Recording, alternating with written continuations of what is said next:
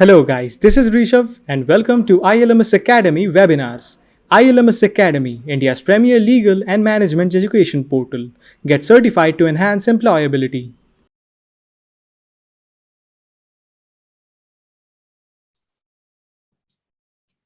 Hello, everyone. Welcome back. Now we have proceeded to the last part of our session. So we have some questions which are asked from the industry partners and who are the companies or small medium enterprises. So let's take them one by one. So we learned a lot, ma'am, regarding like how to draft a patent, what does it mean, what's the structure, and what we need to keep in mind. So now the main question which people have asked right now that suppose they have a patent, okay, so they have now the design patent or utility patent, and now they find people copying their products. So what is the first step they should take and to exert their right? And like what is the first step, like just directly before going to the court, like how they should initiate this? So first, it is required to the best way of going about it is to not get excited first. Yes, someone is copying your invention. So first, obtain his product, purchase it from the market. If it is a product which is purchasable, purchase it from the market. Study it, analyze it, and see whether it falls within the ambit of your claim. क्या पता है, it may not actually fall within the ambit of your claim. It may be outside the ambit of your claim. So we need to check that. So if it is within the ambit of your claim, and if you're convinced, and if you have a technical backing for that, then you may wish to send them a letter, a cease and desist letter, asking them to stop using the product.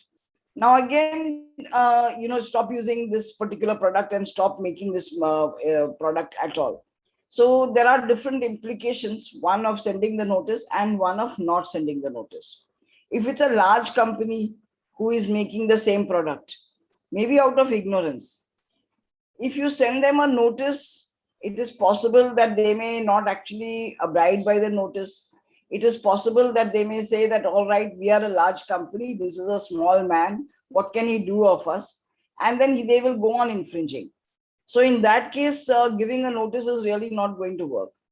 But if it's a small time person in some Karol Bagh who is infringing, he doesn't know that you have a patent, then it's a good thing to send him a notice. Maybe he'll come back and he'll tell you that, look here, I don't want to infringe. We never thought that you have a patent. Now that you have a patent, we don't want to infringe. So there are those kind of responses also that you get. You have to be prepared that you may get either of the responses. So if you get a response where he says that, I'm sorry, I don't want to infringe, then that's fine. You have to make sure that he will stop infringing in future. But there may be times when he will just not respond at all. That happens all the time.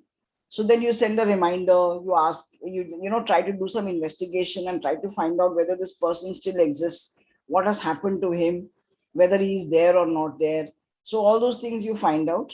And if he's still continuing with your business, I mean with his business of making that infringing product, you go ahead and file a case in the court.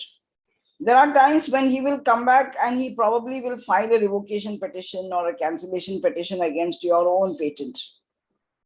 So despite that, you are still able to go to the court.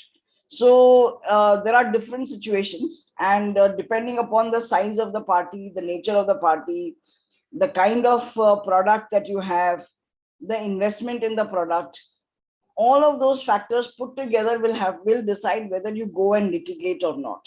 So to give you a simple example, there were some inventions which were made with regard to a matchbox. So on the side of the matchbox, if you find there is a layer which is Yeah. which you can strike the matchstick against that particular layer, and then you will get a flash. So there were inventions which were made so that layer which is strapped onto that matchbox on the sides, which is pasted on there, it's a chemical. It's phosphorus and a few other things mixed together. So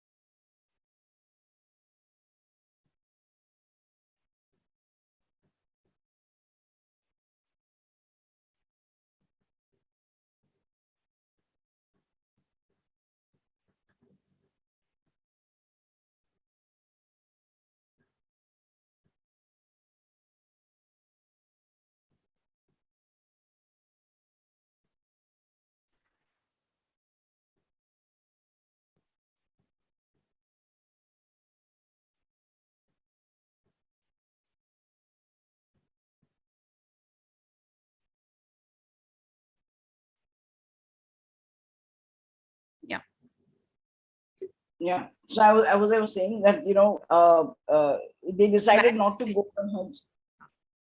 They had decided not to go ahead with the suit for infringement against those parties because the costs and the budgeting was too less, because the matchbox itself costs you less than 10 rupees or 5 rupees.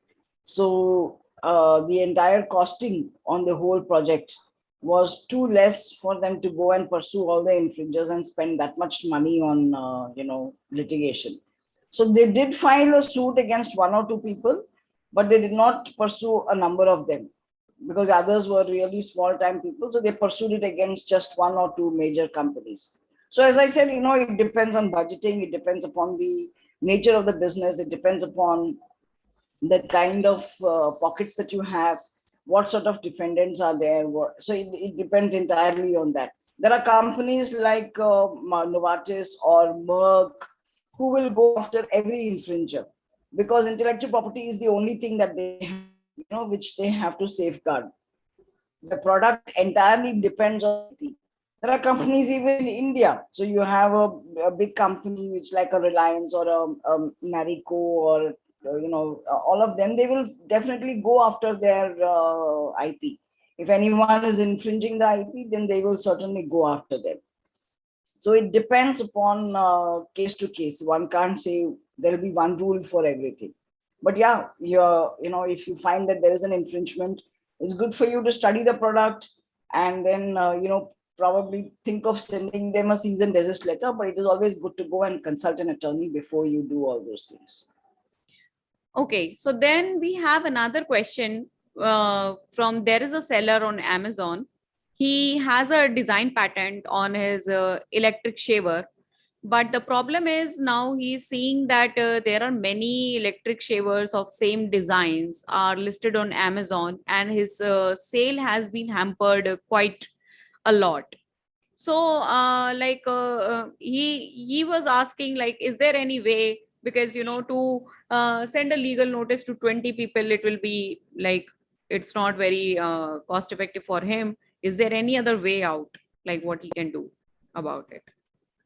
So one thing is that you can, if his design is already registered, then it is a good idea for him to go to the court and tell the court that, look, there are all of these people who are counterfeiting, and you list all of the people at the same time. So if there are 10 people who are counterfeiting and selling the same kind of hair dryers, then you can tell the court that these are the 10 people who are selling the same hair dryers, and you please stop them. And if it's a good case where a hair dryer which they are making and which they are selling on Amazon are quite similar to what your product is or what design you have registered, then there is a very good chance that you will get an injunction, and against all of them at the same time. So those kind of remedies are quite possible. Okay. So now moving on to the next question. So the person is uh, saying that he invented a jewelry design. It's a necklace, and now there are he got the patent on the design, and now there are so many sellers who have just changed a little bit here and there, and he's not what should he do about it, and what is the best effective way so that there are not many people are copying that design? So the good idea about this will be that you first file a suit for infringement at least against one party and try to enforce your design, so that everyone else is becoming aware that you have a design, and when you go to the courts may grant you injunction if the other variant which has been developed by the other parties is substantially similar. So if the design of the defendant is substantially similar, then you're quite likely to get an injunction. Then you tell about this to the industry that, look here, if you copy, this is exactly what will happen to you. You will be injured and you can no longer make those copies. So that would have a deterring effect. And sometimes you have people who are habitually into this. They make one product, then they sell it for some time, and then after 6 months they pick up another product and then they sell it. So it will be a warning to those people also who are habitual infringers. So good thing will be to go to the court and seek relief. Okay. So, now there is one query from the students that they do want to file a patent and somehow they do file provisional applications. But now what after that? They are short on money and they're how they can secure the grant and everything and write the benefits out of their research work and things like that. So for students, when students file, normally I would believe that, if students want to file a patent, the college or the institution might just come forward and, assist them financially. That I have seen many times.